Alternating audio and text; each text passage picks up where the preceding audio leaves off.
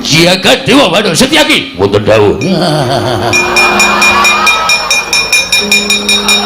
Pun Kakang Ratu Mantra Prabu Baladewa Dawa Setyaki. Undurna Nyai Kresna. Niki ngestaken dawuh wilahe dantenan iki. Iki lakon apa lha kaya ngene iki? Mundur mboten Setyaki aja kaya bocah. Mundur mboten, boten mundur. Paribaksa kula ingkang kunduraken. Weh lah karepe dhewe.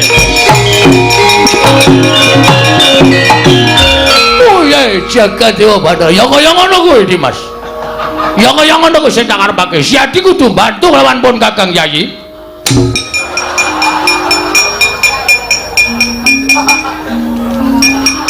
Dikecake ndasku. Mergane wis tresnane wis lunga aku isih acting. Wis cilaka. Wo la dantenan. Truk. Iki ngapa e? Ora tok celuk kok. Ngapa? Wah, bener kok. Bener piye? Sinuwun Ndarawati jebul pancen sing ngetutke Bathara Guru. Ketarane. Lah kae. Kae lho ketemu karo wong. Mbak Pi Jawa nggawa stop man. Iki Umar Bakri, udu. Bathara Guru kok Umar Bakri. Bathara Guru ki dewa ning kayangan. Ah, tangane papat. Heeh. Ah, kae kalau. Kalau mburine ana kaya wewe. Endi? Wo, Betari Durga Agong. Wah, iki mesti setan gondo lumayet barang do melu-melu arep jugarke bapak. Lapor karo ndara-ndara terus. Ya.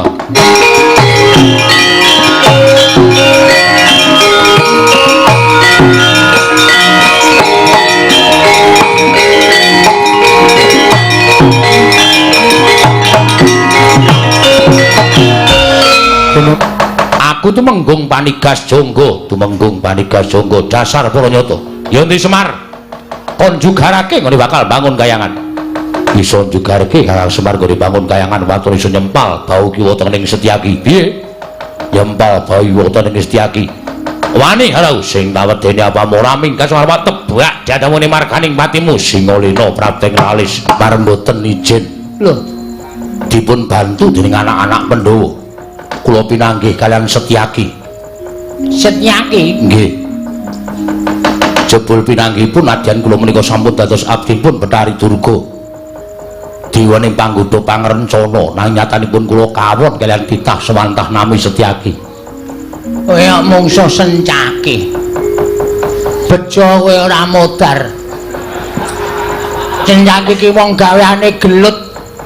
Gek kowe iki lagi minyik-minyik. Prajurit durung tau perang ming lagi latihan tok kok wis perang. Ana mundur ana. Nggih, Mbah. Wah, edian. Tangane antepe ra jamak-jamak. Ning cilik ning kok antepe. Dilatih kok. Ana iki olahraga saben dina kowe ming madang wae. Semboyane wong dandang mangure kok anggere ketemu kok ming madang. Ramadang. Semabut. Semboyan kaya ngono kok dipeng-pengke ora. Mati kula, Mbah. Sumbang suanu Prap. Sapa jenengmu? Nggih. Kula pun Prawara Kendra. Nah, piye? Mungsuhmu sapa? Kula mboten tepung ning satriya Mambah Dirgantara. Mabur? Nggih. Nyamber iki wonengen. Kula dicandak rikane arep diuncalke ning tangan kula nggondheli kampuhe Garung Kaca. Kula mbabit mengisor ning sidane diuncalke. Sirahmu graya ana. Piye? Tesih. Alhamdulillah. Gatotkaca iki gaweane nugeli sirah. Bejo kowe perang karo Gatotkaca ora potol ndasmu iki wis bejo. Mundur ana. Nggih, wis tak kendhau. Kula semanggaken, Mbah. Wis ora ana sing mangga kuliah.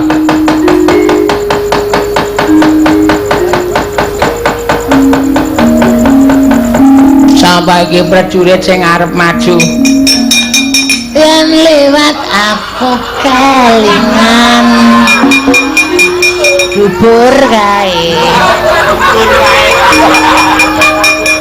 Biyen tak goleren, ayo, Sukini nggih, Mbak.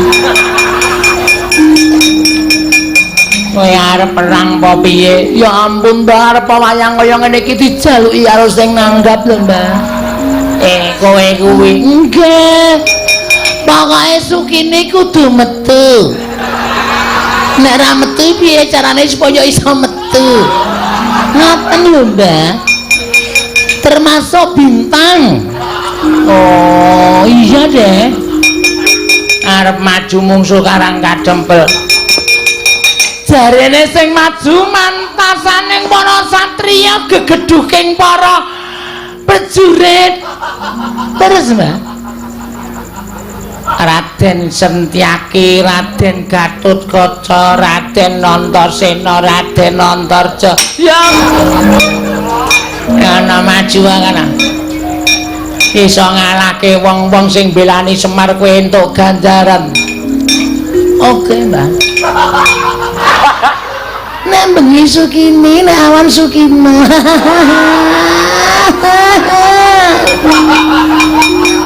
Jijik aku weruh. Wong kaya dikek urip candha tak sebul dadi apa kandamu turunan kucing. Arep ngopo mrene? Ngabras. Ngelabrak. Ngelabrak. Maafin dong kan yo salah kata. Iya. Ayo, kaya apa aku sing kecet-kecet. Manut, nek ngendi papane wong perang? Nek ndi papane wong perang? Ning kono ana kebon peteng, Mas. Yuk. Ayo. Yuk. Kowe iki wong lanang apa wedok? Manut, Mas, kebutuhan. Nek lanang wong ra tukul. Nek wedok kok brengosen kan bingung. Aku pancen jiwane lanang, Mas, tapi apa darahku mengalir perempuan. Iya. Dia mundur. Gilane.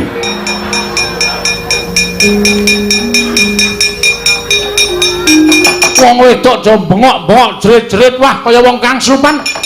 Malandara Setyaki kali Ndara Garukaca sami gelut piyambak-piyambak kaya ngoten nika pripun kanane niki kira mboten sampeyan tumindak geger Karang Kadempel. Weh lah dalah.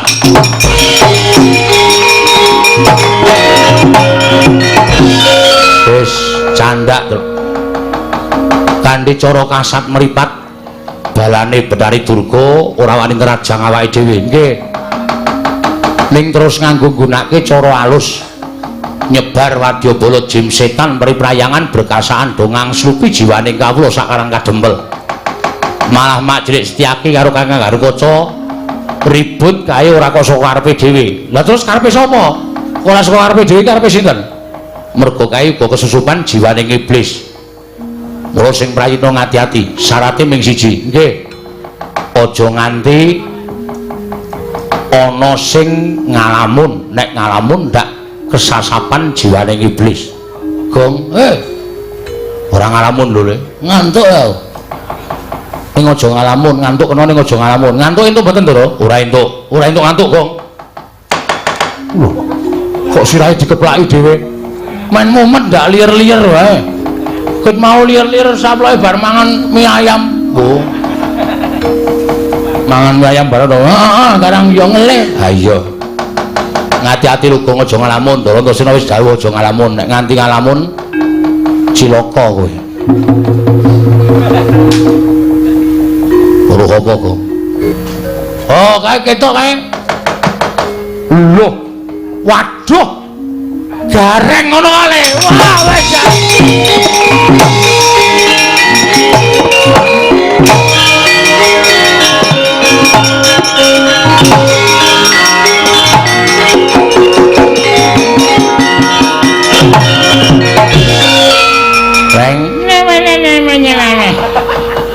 Tenang ora. Gareng Kang Slupan kok. Iki minene sini. Kemati Kang Slupan anu iki demit bayi iki. Kering somong. Iki iki. Ayo metu. Metu saka ragane kakangku. Metu. metu. Gong jarene wong tuwa mbiyen, heeh. Demit ki wedine nek diuser-useri barange wong. Tenane? Heeh. Oke. Wis sabar. Ngono aku wae, Truk. Iya. Aku sing wis seminggu ratus. Ya. Tau sesane ya? Ya. Ora. Hei. Oh, sorry. Oh, kebacut mambu kok.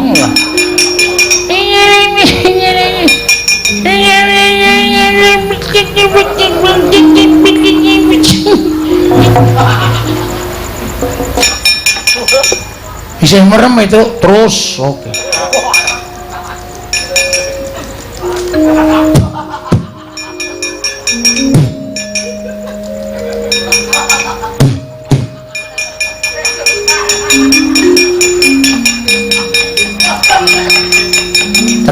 Terus. Wis paras barang isih dipopoki. Edan ora. Usaha kene tak lapi kene kok dadi templek ning rai barang. Edan ora. Matur Bapak Truk yo. Pun enten napa, Den? Kek aku matur saning Kakek Semar. Nggih. Aku mau wis janji bakal bantu marang sampeyan. Nggih. Lah kersane ning jebul kekuwataning Siwa Ndarawati sing dadi siji karo Kakek Bathara Guru lan uga dibantu karo kakekne Bathari Durga. Iki kelakon gawe geger Karang Kadempel. Gawe geger pripun? Sawise nggunakake wadyabala, menungsa ora iso nerabas sarta iso ngasorake kridaning para putra. Bathari Durga nggunakake wadyabala perjineman. Ya kuwi wujuding jim setan pripayangan sing ngangslupi jiwane kawula sak Karang Kadempel. Wekasan Karang Kadempel geger. Akeh wong sing maune tepung dadi ora tepung padha gelut regejegan. Rame banget. Wong wadon jerit-jerit nganti kaya kang slupan. Iki mesti tingkah polahe wadyabala saka Dandang Mangure. Pancene iblis tenan. Sampeyan mang mlayu teng Ngamarta. Aku nggih. Wigatine Sinuwun Puntadewa kan rawuh mriki sinambi mundi pustaka Jamus Myang Jimat Lima Sada. Tanpa kekuatan niku kula mboten duwe kekuatan napa-napa. Ning nek pusaka pun tekan mriki, kula sing ngrampungi. Yo, njaluk pangestu kek.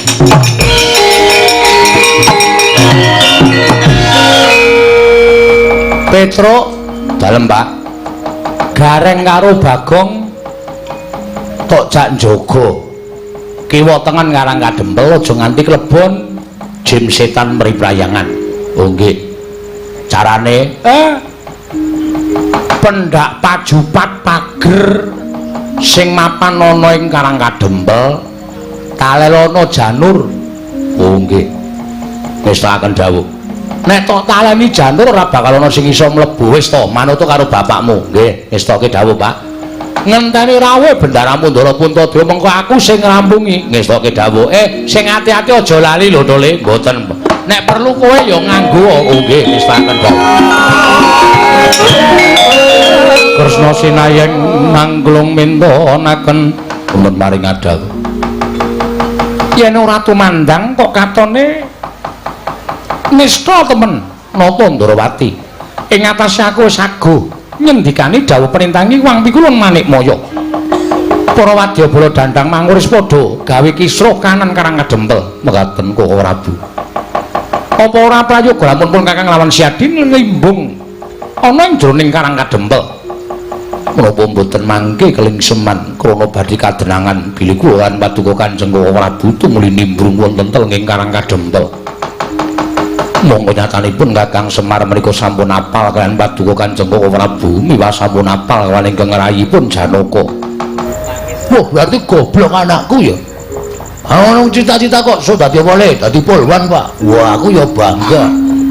Bareng daftar nang kepolisian guys. Ora ketampa, terus saiki dadi polisi tidur. Wah. Men ditrindesi ban-ban kae. Polisi tidur iki saka semen kok ora. Petro, piye Mas Garing? Iki kowe karo aku supaya sowan mrene ora dadak werna-werna. Ya. Ayo ngaturake tetembangan sing kepenak mergo nek nganti kesuwen Ndara Setyaki karo Ndara Garukutule jotosan nganti babak bundas. Heeh. Yo iki mlipur sangganing para lenggah karo sangganing para pamirsa sing isih kepareng. Iki udan iki mau, Tru. Ha iya. Udan iki berkah kok, Gong. Tumraping warga Gunung Kidul kene udan kene iki mujudake suwijining berkah. Mergo kene iki le bercocok tanam iki jagake udan. Oh, iya. Ana pari tadah udan ngono ya. Mula men saya ngrembaka tetukulane saya apik saya becik. Amin. Sing dijaluk ya pancen ngono. Ha iya. Apik tenan masjide, Tru. Iya. Apik masjide kan ora dienggo salat. Mula arep apik masjid kae syukur bagi wargane ya padha tekun nindakake ibadah. Mula tak suwun sesuk nek pancen dadi adani maghrib ora do teka. Le adan jam 9:30 awan. Kok nek do teka do dunek-unekke. Kowe iki nek diadani subuh ora do teka barang adan jam 9:30 do teka bareng apa? Oh iya kok. Ah iya. Ya pancen ya sing jenenge nindakake ibadah ki manut karo ati kok. Kudu kewajiban kok manut karo ati. Kewajiban terus sebagai manusia. Kowe iki urip dititahke karo sing gawe urip. Mongko sing gawe urip ndawake kowe ngibadah anut kepercayaanmu. Lho, nek wong Islam nindakake salat 5 wektu. Ha iya. Kudu ditindakake. Nek nganti mrucut kowe ora nindakake. Ha iya. Oh, wis. Dosa apa sing bakal mbok sandang? Ha iya. Bangun masjid. Masjid iki sing maune gedhek. Saiki wis dadi tembok apik kaya ngono, jerone keramik. Iya. Ora mung nggo turu. Ha iya. Ning nggo nindakake ibadah, pancen ya bener ngono. Yuk, iki kanggo ngemutake para warga Dungkasi karo Karang Wetan kene. Ngaturake tembang sing jumbo karo peresmian bengi iki terus apa reng? Pepeling. Oh iya. Panyuwunan saka ing kagungan hajat pepeling supaya do eling marang Gustine lho. Ha iya, eling karo sing gawe urip. Iya. Cedhaka karo sing gawe urip mergo nek cedhak karo sing gawe urip iki rejeki bakal tumpuk matumpa-tumpa. Lho, kesalasan bakal sumanding, tentrem ayem pikire ora duwe grangsang, ora duwe rasa kepiye-kepiye, anane mung sarwa ayem. Iya. Sing kepareng nembang sapa? Nyuwun pambiyantune. Pepeling iki sapa iki sing urung? Ah coba saiki Mbak Ayu Purwalestari, leren Le Mamah. Dimas, apa ana kabar pawarta babagan adimu panengah ya kuwi si Arjuna. Menyang endi dene dina samengko ora katon sowan marang Praja Ngamarta. Ora usah dadak takon perkara Janaka. Sepisan aku ora ngerti menyang endi dununge Janaka.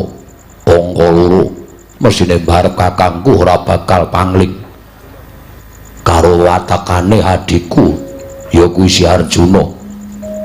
Nggone lunga saka negara Ngamarta ora mung pisan iki nanging marambah makaping-kaping. Mula perkara jroning pasewakan iki ora katon suwane Janaka. Tumrap aku ora dadi sabab ingkang wigati apa ta darulane dene barep kakangku nimbali sowane adi-adimu kabeh. Mula gage paring pangandikan aku nedya midhangetake ngendikane barep kakangku. Dimas Werkudara, barep kakangku piye? Pawarta ing sumebar warata saindenging negara Ngamarta.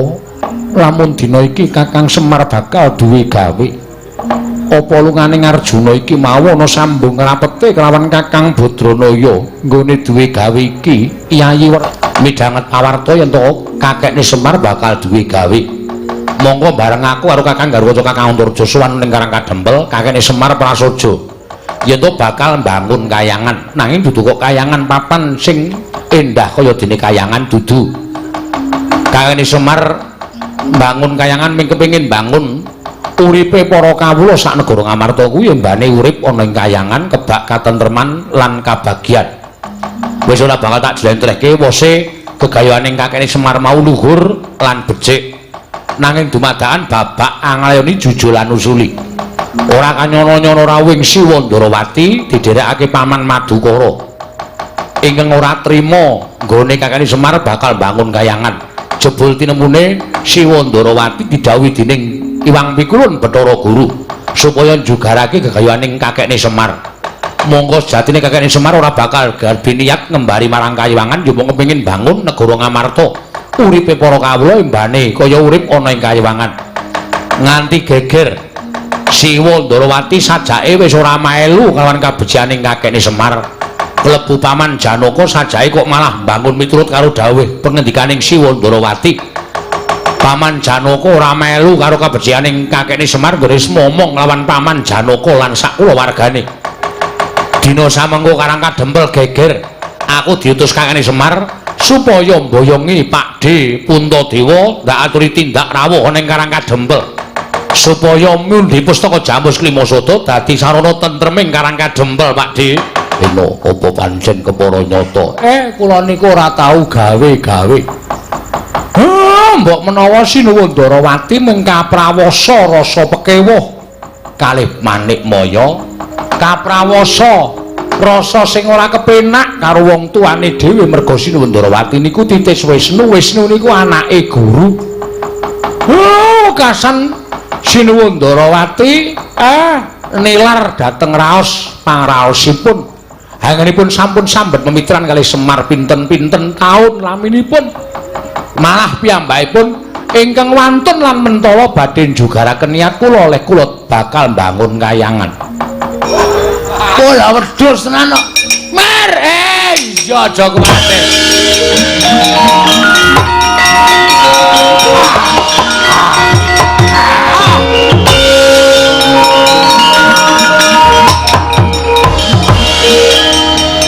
Jiwa Semar aku kena ngopo? Kakang Semar aku kena ngopo? Sampean do ora ngerti. Sampean do ora eling. Nah, mboten kaya ngoten. Gong tak antel samu lho kowe. Metu ora, Tru? Ora, mesti. Ameng dinyonyoke kok metu. Tak ora ndane metu. Ndara Antasena. Sampeyan kudu iso gawe lunga wujuding jim setan ya. Ndara Sencaki, Ndara Garukaca mangaso ampun ngalamun niki akeh para jim setan pribayangan.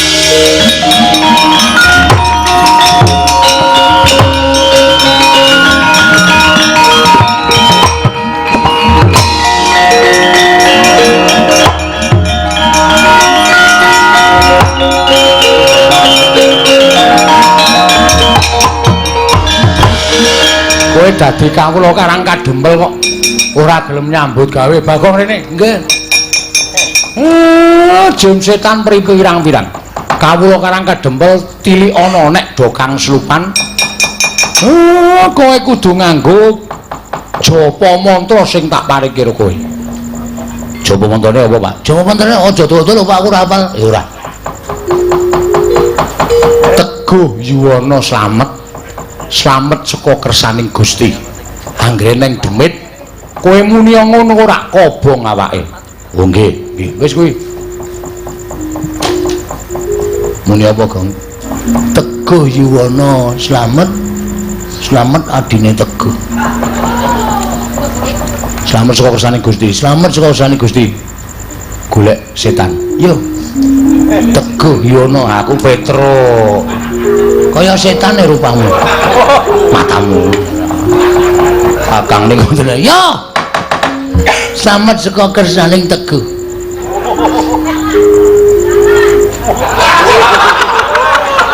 Teguh Yuwana slamet.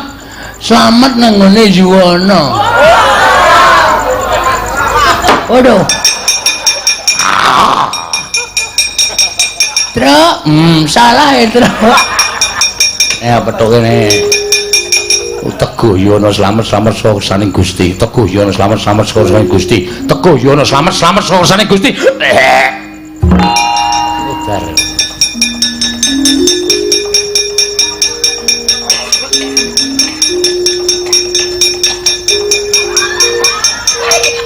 Waduh.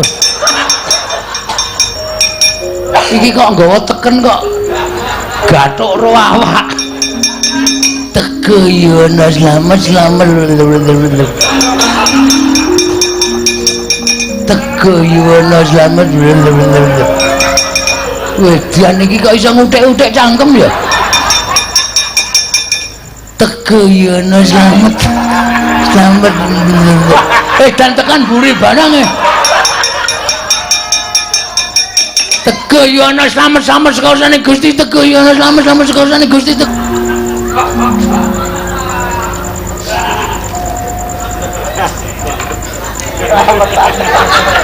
Teko yono selamat saka kersane iki.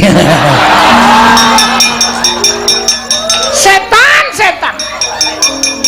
ngarepe dhewe malah Teko yono selamat sosane Gusti. Teko yono tatak tangguh-tanggon. Iman kudu kuat.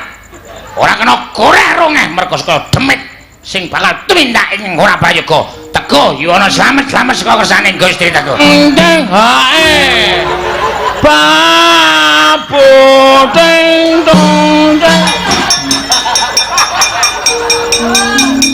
bagongi munyok ora ngono kok padake kemana. Oh senengane lah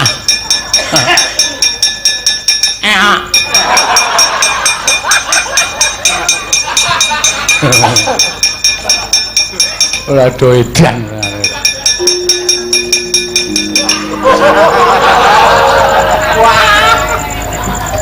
truk sirake kanten dasmu lho kok iki dipendem. Wong dipendem iku kudu muda. Nek nganggo sandangan ora ditampa sukmane. Apa? Copot iki. Copot.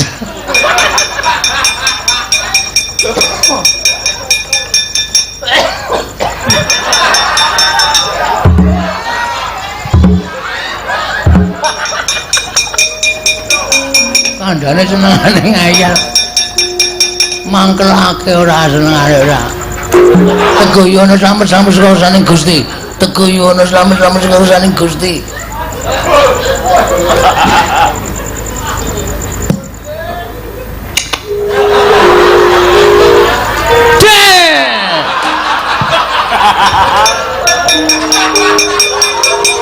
Josok kongkonan ning nek kira-kira kurang marep matimu iki takokno karo sing kawogan. Kakang Semar badhe mbangun kayangan bener. Ning aku arep mbangun kayangan padha sing mbok lenggahi ning kayangan Suralaya kono ora. Aku ora sulap karo Kamukten. Aku ora sulap karo gebyaring bondo donya. Aku ora sulap karo derajat pangkat. Semar ki dadi pamomong. Nek ana rusake sing tak mong kuwi sing dicucuk Semar, mongko sing tak mong ki kawula sak negara Ngamarta. Lah nek aku kepengin mbalekake panembahe wong sak negara Ngamarta, mbalekake morale wong sak negara Ngamarta supaya urip tentrem ayem, embane urip ana ing kayangan nganggo tembung bangun kayangan. Ngono ki apa kleru? Oh, iki mung perkara gething keburu sengit karo Semar kok. Anggreneng perkara kok gawe bab sing gegeran. Anggere ana tembung sithik kok gawe perkara. Janjane piye to? Sirmu piye coba aku tak takon karo kowe, ha? Ayo, kowe bloko. Karepmu piye, Guru? Kakang Ismaya kula nyuwun pangapunten. Pangraos kula kadhi Kakang Ismaya menika badhe ngembari dhateng pangwaos kula. Nek aku gelem dadi dewa kaya kowe ora metengkreng ning Sela Kandawaru Binangun. Nek aku gelem dadi dewa karo Kakang Tejamaya mbiyen kowe ora gleleng dadi dewaning para dewa. Inggih, kula nyuwun pangapunten. Ayo bali. Inggih. Betari Durga jak bali. Inggih, ngestaken dawuh. Kowe iki jare wis pegatan kok isih runtang-runtung. Kowe iki jare wis pegatan kok tilik bayi barang isih wong loro. Sermu piye? Hah? Aku isih bareng karo ayah.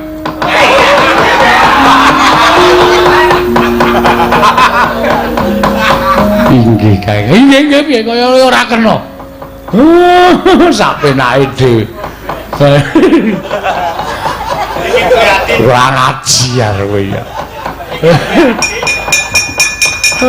Lah wis muni ora sambung kok isih rono rene dijaki. Rono rene dijaki ora. Aneh-aneh. Nggih kula nyuwun maaf. Ayo bali. Bali inggih ngestaken dawuh. Ora bali titanono Betari Durga Jamule ngestaken dawuh Kakang. Durga kula maring dawuh. Iya dina tak goleke pangan baju barat. Nanging sagedakan iki para baju barat kantinen bali marang Dandang Mangkure. Ngestaken dawuh wangtu kula.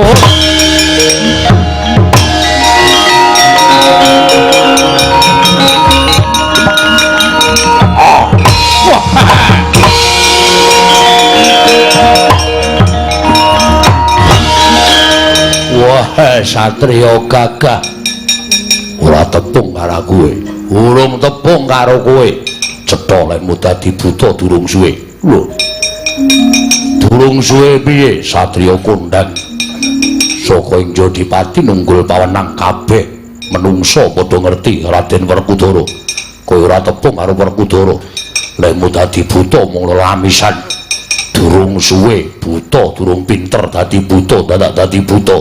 Wah, gaglak limpamundi Semar yo tampanono. Waduh. Ngono.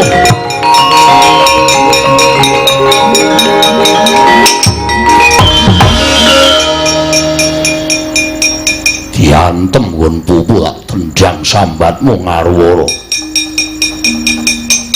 Cetha yen kowe dudu ratu buta, nanging kowe suwijining ratu ingkang wicaksana.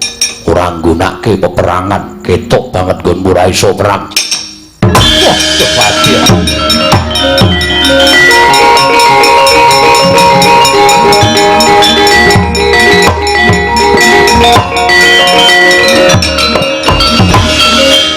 Werkudara, ya. Pun Kakang ora usah nganggo pawadan sing aneh-aneh. Bathara Guru wis bali ning Kayangan. Wis ngakoni ngene Kakang Semar bakal bangun Kayangan. Apa kira-kira Kresna kakangku isih bakal nyendikani dawuhing Bathara Guru sing wis nglenggana karo klumputane. Ngono ta, Cah? Iya. Pun Kakang tak ketemu karo Kakang Semar aku tak nyuwun pangapura. Wah, syukur Kresna kakangku.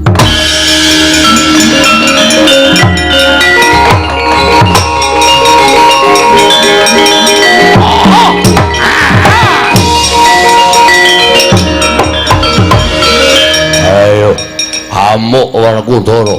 Ngeyel.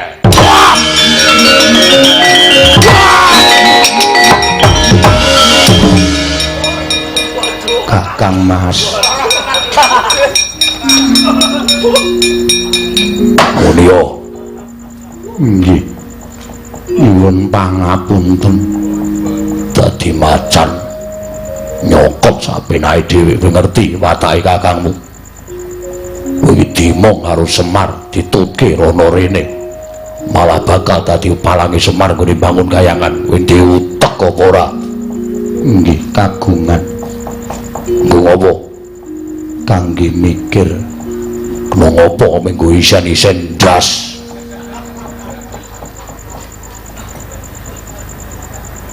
Aku. Wah. Buntu kakangmu Werkudara, anak-anak kabeh wis sarujuk lawan Semar kuwi bangun Kayangan. Yen kowe dadi pepalang banting nang kene.